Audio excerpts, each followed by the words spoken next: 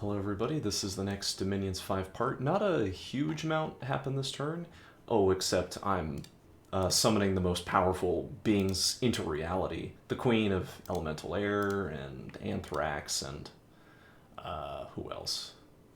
Well, anyway, I'm getting even more, casting King of Elemental Fire 2 times. Bind Demon Knight, I guess? I mean, I don't really have the gems for this guy to do anything. Demon Knights are fine. Another King of Elemental Earth, another Queen of Elemental Air. So in case you're not in the know, these characters are one-offs. Like there's, as it says here, 3 Queens of Elemental Air. They're all different a little bit, but once you have them, you have them. Like nobody else has a Queen of Elemental Air of this chassis. Maybe Nabah or yeah, really, maybe Nabah has the other 2 Queens of Elemental Air, but he can never get this one. Same thing goes for all the other kings and queens and so forth.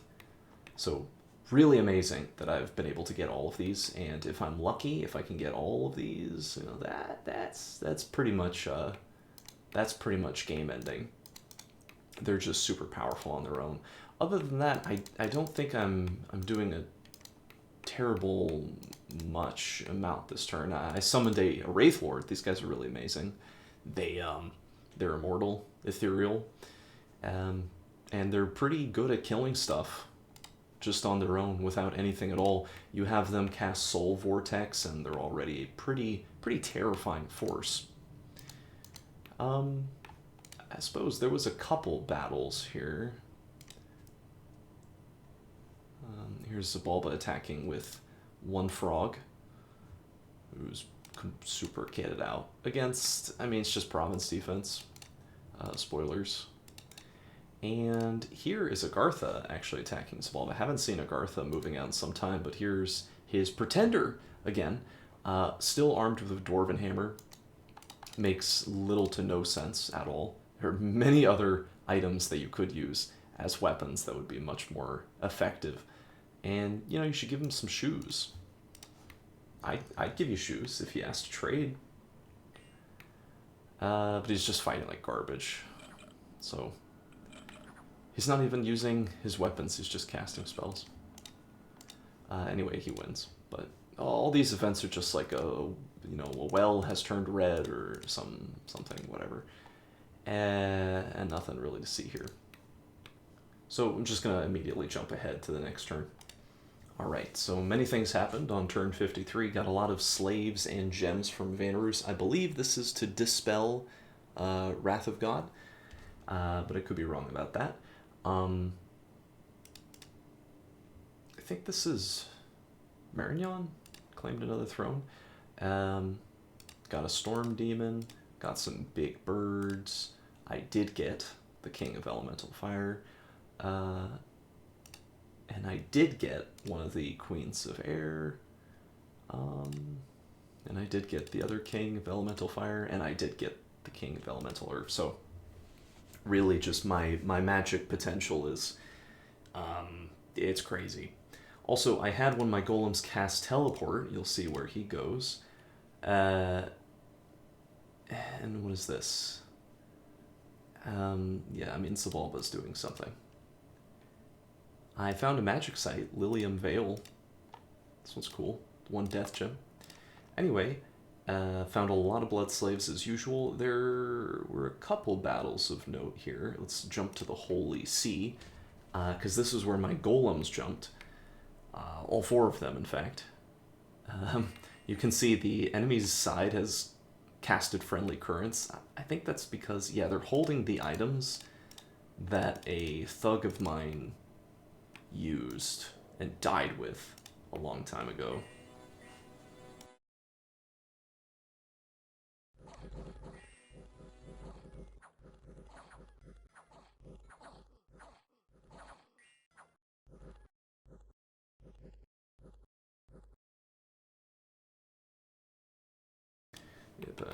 Golems underwater are no joke, especially when they are each equipped with I mean, they're each like 100 gem killing machines. So we get that throne pretty great underwater throne. And there were two battles here in Jotunheim, as you can see.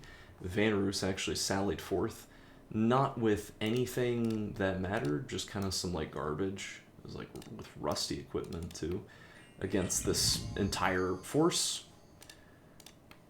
I mean, I'm not sure if Zabalba actually used gems in this battle. Like he might have.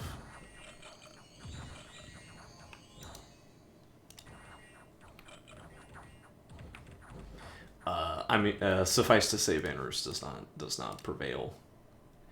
I guess he killed 3 Fiends of Darkness. That's not horrible, for 24 troops and some Zots, whatever.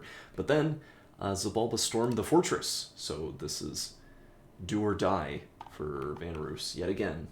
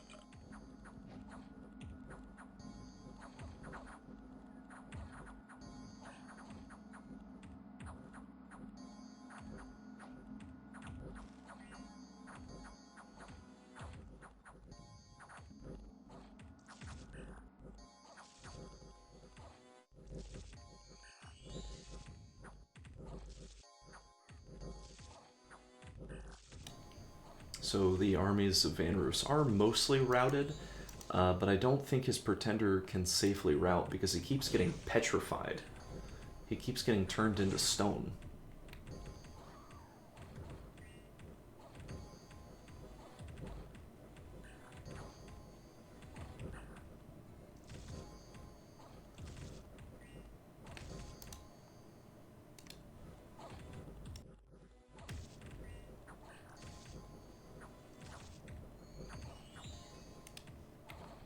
Oh, and at last, Zabalba's army routs because they can't destroy the Pretender. So I guess Vanarus must have just preached really hard to get his Pretender back. I suppose that's what he did with all of his priests, because he got his Pretender back really fast. But he did win the day. He lost everything except for his Pretender. He lost all of his mages, all of his infantry. But he did, you know, he did a little bit of damage, I guess. Yeah, these sacreds are pretty expensive, I suppose. So yeah, definitely another crippling, disastrous Pyrrhic victory for Vanarus, but he won ultimately, so he does retain the fort.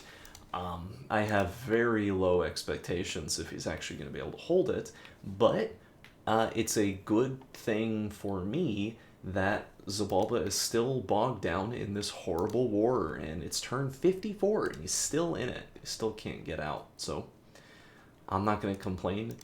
Yeah, Marignon is now, like, spreading disease in my province? Or no, I think that's the, this is like the 4th Demon Lord, maybe? No, I have the Demon Lord that spreads disease.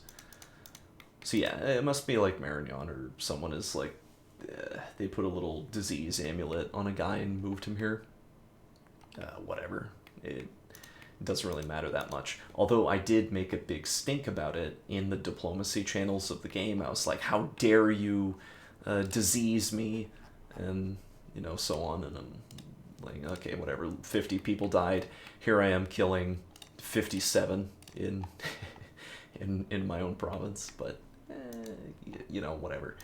Any excuse to just attack someone without warning them that the attack is coming is good enough for me. And one more turn, just for fun. So here's one of the many mistakes that I made in this game. I tried to get the Heliophagus, but of course nobody answered the spell because the fourth guy is already on the board. He's just an independent creature. So, pretty big waste. I didn't get... Or wait, is this really... This is turn 56. Yeah. So you can see these are all the elemental guys that I have. Casting Bind Archdevil now, because I had a lot of fire gems left over, so I figured, you know, whatever, I might as well get them. And I'm having basically all the characters that I can with Bloodthorns cast Bind Storm Demon, because my Storm Demon production is very late. Have 314 Blood Slaves too. Down here, I'm now claiming the Throne of Life, because that was in fact the throne that was under the ocean. And, you know, there was some cool sights here. Oh, by the way, I casted Akashic Knowledge, I think at the start of this video, with a golem for 25 pearls. This is the one magic site that I found. So that was a not a great cast. Some demons manifested up here. I was completely content to let them sit there. Yeah, I lose a death gem. I lose like 20 income a turn, whatever. This disincentivizes Agartha from attacking me, because Frost Fiends are no joke. This is not just like easy independence that you can crush. So, you know, it's fine to let that sit there. There was an important battle in Jotunheim, as once again, Vanheim charged forth for some reason to attack Xibalba, whose army is, granted, much smaller. This is what his Pretender has. This is what this woman has, and she has casted Mother Oak. Wailing Winds. That guy's just immediately running in terror. All these poor Vans, just no chance of survival.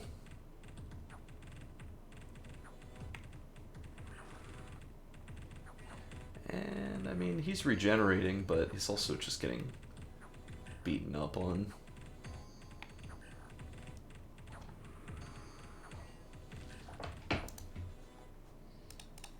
Yeah, and his morale is broken too. He's only staying because of his Berserk status. And you might not have caught it there, but he actually died because of Stream of Life. Which is, I don't think Stream of Life is normally supposed to kill. But yeah, he failed his magic resistance roll. I think like the text on Stream of Life is something like, oh, sometimes you fill them with too much life and they die. Also, a bunch of devils and imps showed up. So Vanheim's Pretender is dead once again. Not a great sign. Also, Xibalba is starting to push back Agartha. I think, in fact, he fought his Pretender this turn. Yeah, I didn't really want to look at this battle because it's just fighting skeletons, but he doesn't actually win. So if his Pretender didn't retreat to here, his Pretender died. I'm gonna give Agartha the benefit of the doubt that he did retreat successfully and that he didn't just lose one of his most useful tools. Otherwise, I'm just all these red arrows, you know, I'm moving a lot of troops down here to 141, which definitely does not have the supplies to support all this movement. But it's not actually a lot of troops, it's mostly a lot of wizards. Almost entirely mages. Which is fine. You know, I have so many Vanheim at this point. You can see I'm even infiltrating Xibalba's country with a lot of them. Yeah, a lot of them. All of them armed with bottles of water. I have this guy over here who's reaping the frog territory. Some more over here. Yeah, so one guy here too. Yeah, so his country, oh, this is another big stack of elves that I have just situated on the square, and I'm slowly peeling them around. Not a good future for the frog. I don't think he is exactly expecting a big elven jump, but it's gonna happen. So that's the end of this video. Thanks for watching.